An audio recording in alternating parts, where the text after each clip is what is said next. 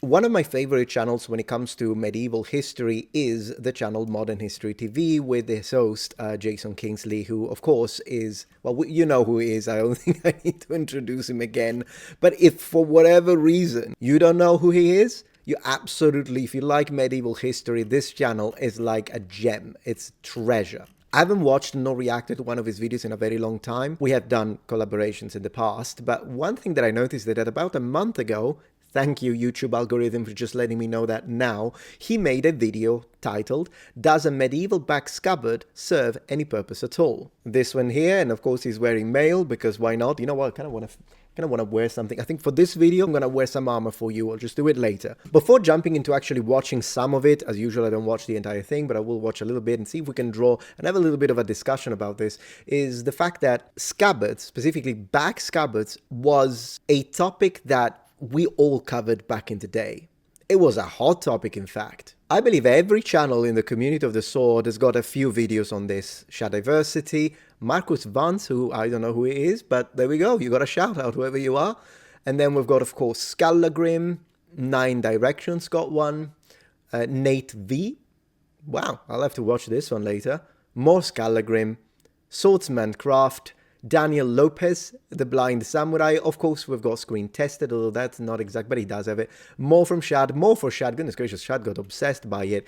Backer Lee, one day ago, will you look at that? Then there was probably the most successful video made by Night Squire, was his video on drawing a sword from the back, although then again, it's kind of a shame he stopped posting, but it was a pretty cool channel. I actually met him in England when I went to London. There we go, that's what I was looking for. I believe Robin Swords has got a few very good videos about sword in general, and I don't know if he has one about swords in the back, but just wanted to mention the guy. And clearly I have my own from 9 years ago, plenty of videos about sword in the back. Look at that, I've got a Roman edition as well.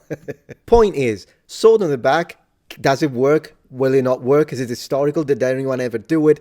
It's been a big thing. It's been a topic. It's just that it's a little bit of a nostalgic topic now, if you will. But it seems like we're back, and I'm all for it. Let's see what Jason brings to the table. I've been wondering a little bit about back scabbards. Yes, we know they weren't really a big thing in historical circumstances, but they sort of keep coming up in popular culture, and I had a bit of a brainwave. Now, obviously, an ordinary sword, this is a 12th century type of blade, so it's not very long, would just go on like this. It's Beautiful not very difficult sword to put on. It hangs below your normal belt, because swords typically hang a bit lower than other belts.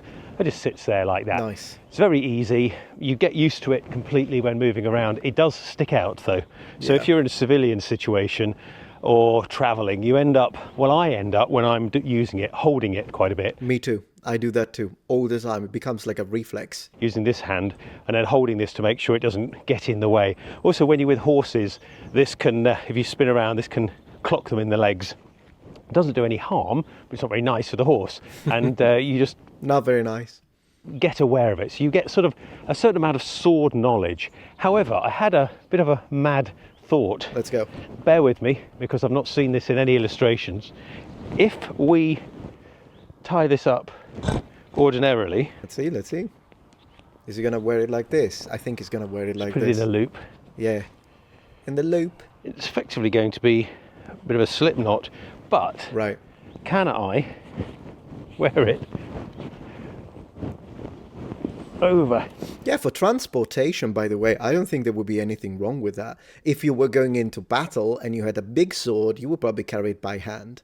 However, when it comes to transportation, it was done historically. I'm not sure I can find iconography to justify that statement when it comes to the medieval period in Europe, but there is iconography when it comes to that in Japan, specifically for non-combat transportation and for bigger swords like a nodachi or a nodachi. And you could think, yeah, but what if you need to draw it? Isn't that a problem, the whole discussion of whether or not you can draw it from your back? And the answer is you would have other swords to defend yourself. So that would be just for transportation purposes. My shoulder like that. Now, Right. that is very difficult to get. I can get the sword there, and I certainly can't draw it. But There is a way to draw it. I'll show you. I got it. in terms of actually, it's come undone. probably won't work with this kind of a sword. Let me get a different sword. This is a very early sword. So the principle is, yes, it might go on your back, slung over your shoulder. Let me get a longer sword with an actual buckle and have a look. Okay. Because there's some things I want to do, and I'm going to go and try it on a horse as well. This is a late 15th century. Man, look at the color of that scabbard. My gosh, it's like a